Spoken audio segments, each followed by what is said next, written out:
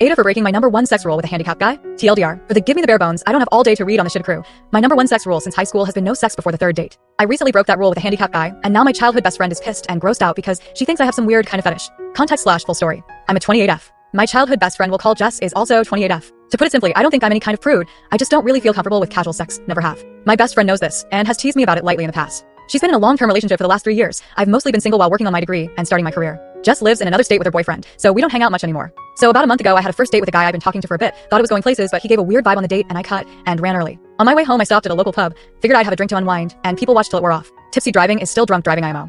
I get there, and it's pretty packed Friday night and all, and there was no seating room at the bar. Took my drink and looked around. Most of the restaurant side of the pub was someone's birthday party, but there was a small table with a seat open off to the side, with a guy reading a book there. So I say EFF it, I'm a social person, and what's the worst thing that happens? He says no. So I ask if I can sit there for a bit. I promise we don't have to talk or anything. At this point, I feel like I fucked up because this guy up close is the hottest man I have ever seen. But he just smiled at